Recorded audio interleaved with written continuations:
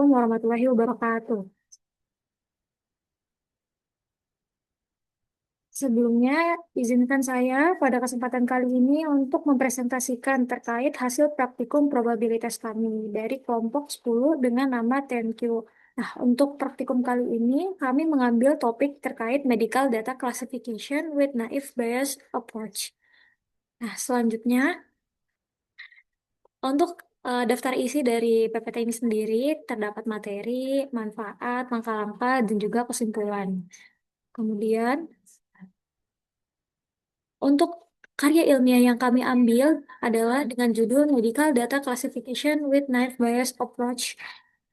Nah, dengan penulis KM Al-Aidros, A. Abakar, dan Z. Ottoman dengan penerbit Information Technology Journal. Karya ilmiah ini membahas penerapan metode naive Bayes dalam klasifikasi data medis, di mana klasifikasi digunakan untuk mengelompokkan data pasien, misalnya sehat atau berisiko penyakit, guna mendukung diagnosis dan pengambilan keputusan. Selanjutnya, untuk materi probabilitasnya itu, topik yang ada dalam artikel ini itu adalah metode distribusi probabilitas, yaitu teorema Bayes. Secara lebih spesifik, yang digunakan adalah metode naive Bayes. Naive Bayes sendiri merupakan salah satu algoritma classifier yang paling efektif dan efisien. Algoritma tersebut mengadopsi teori Bayes dan membuat asumsi naif bahwa setiap fitur dalam suatu kelas beri sifat independen satu sama lain. Manfaat probabilitas. Pada kasus ini, kami mengambil satu dataset spesifik dari banyaknya dataset yang disediakan oleh paper ini, yaitu terkait kanker payudara untuk diimplementasikan. Walaupun sebenarnya penulis mengimplementasikan naif 15 kasus berbeda, metode naive Bayes ini digunakan untuk mengukur tingkat kemungkinan bahwa suatu data medis, termasuk ke penyakit kanker payudara atau tidak, dengan menggunakan metode ini dapat diklasifikasikan berdasarkan fitur yang ada dengan probabilitas tertentu. Selanjutnya akan dijelaskan oleh teman saya, Tafa.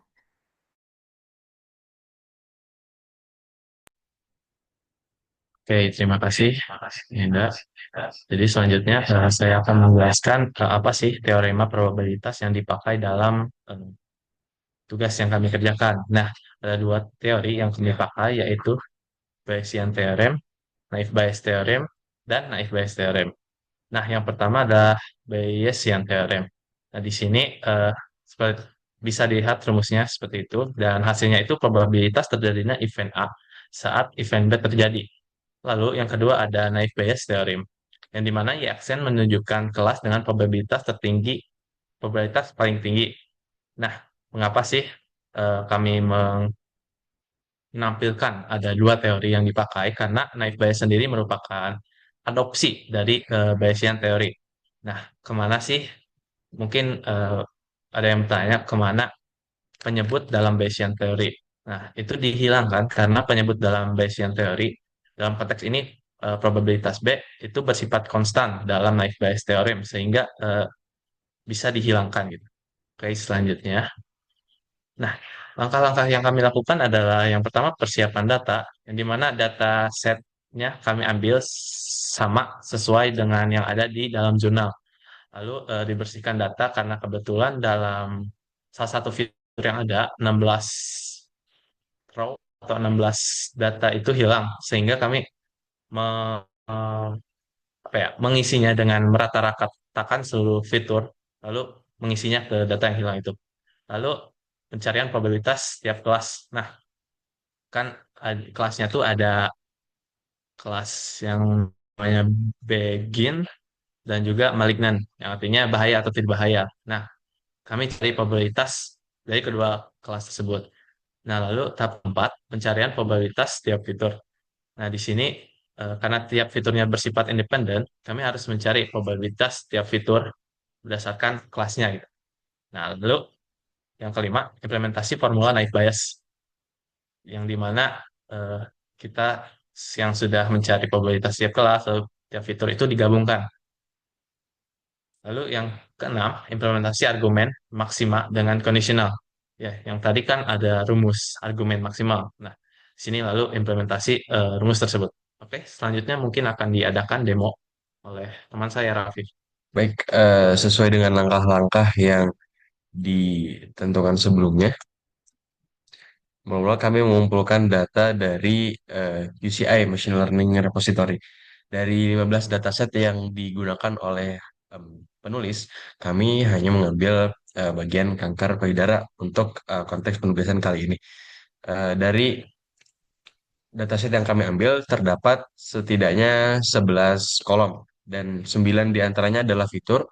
Kemudian terdapat satu kolom sebagai identifier dan satu kolom lagi sebagai kelas. Nah, kelas ini terdiri atas dua jenis yaitu benign atau kanker payudara yang tidak mematikan dan malignant atau kanker payudara yang mematikan. Benign ditandai dengan angka 2 dan malignant ditandai dengan angka 4. Kemudian kesembilan fitur ini sudah dinormalisasi oleh penulis sendiri menjadi skala 1 sampai 10, mulai dari ketebalan atau intensitas mitosis dari sel tersebut gitu. Kemudian eh, karena sesuai yang disebutkan tadi terdapat 16 data kosong.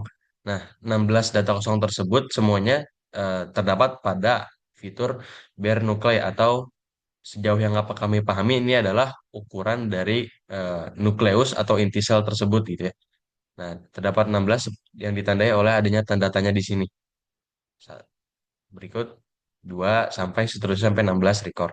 Nah, untuk mengisinya kami menggunakan rata-rata atau mencari rata-rata dari fitur tersebut yaitu bare nuclei sebesar 3,5. Dan karena ini skalanya 1 sampai 10 bersifat diskrit, kami membulatkannya ke bilangan terdekat yaitu 4. Ini kami mencoba mengimplementasikan ini sesuai dengan referensi utama kami atau sesuai dengan referensi kami. Salah satunya adalah penerapannya di eh, pustaka Python yang terkenal yaitu Scikit. Mereka salah satu metode yang mereka terapkan untuk mengisi data yang hilang adalah dengan mengisinya dengan rata-rata fitur tersebut. Kemudian setelah kami mengisinya dengan rata-rata, kami mencoba sedikit menatanya dengan mengambil fitur-fiturnya saja dan kelas identifikatornya seperti berikut. Kemudian untuk memudahkan operasi kami nantinya, kami mengubah eh, satu array of table ini menjadi tabel bernama.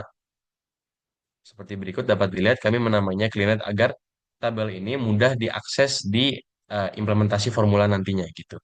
Kemudian setelah ya, kami berlanjut ke pencarian probabilitas setiap kelas. Dapat dilihat di sini kami mencari tiap kelas ya.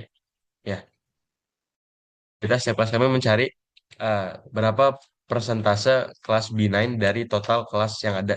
Berarti terdapat 65% kelas B9 dari sekitar 699 record gitu. Kemudian terdapat 34% kelas malignant dari 699. Setelah itu kami mencoba mengimplementasikan eh, unsur ini likelihood atau eh, peluang terjadinya fitur tersebut pada kelas tersebut.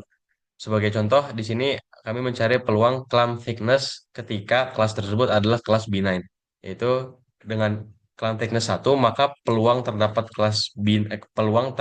clamp thickness dengan skala 1 pada kelas B9 adalah 31%. Seperti itu. Dan ini kami terapkan untuk semua fitur ke 99 sampai mitosis juga untuk kedua kelas, baik dari clamp thickness sampai mitosis untuk malignant. Dan kami juga melakukan pengujian dengan data yang sama untuk data latihnya, yaitu di sini sebagai contoh eh, saya ambil ini yang kedua. Ya. Nah,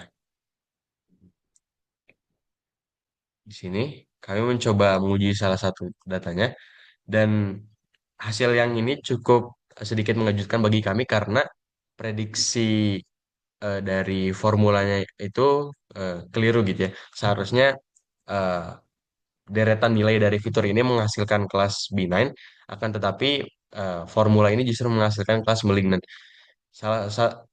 Satu hal yang kami amati adalah kemungkinan besar ini disebabkan oleh adanya asumsi independensi antar fitur yang umum umum ada di naive Bayes gitu. Dan mungkin lanjut ke kesimpulan. Oke, oke. Baik, dari praktikum ini kami menyimpulkan beberapa hal. Yang pertama adalah bahwa naive Bayes mengadopsi teorema Bayes dengan asumsi independensi antar fitur. Kemudian eh, prediksi kelas pada naive Bayes dilakukan dengan membandingkan probabilitas yang dihasilkan untuk tiap kelas seperti barusan. Kemudian yang ketiga adalah asumsi independensi antar fitur dapat menyebabkan hasil yang berbeda dari yang seharusnya meskipun menggunakan data uji yang sama dengan data latih. Ya, baik, kiranya itu yang dapat kami sampaikan. Eh, Terima kasih atas perhatiannya. Assalamualaikum warahmatullahi wabarakatuh.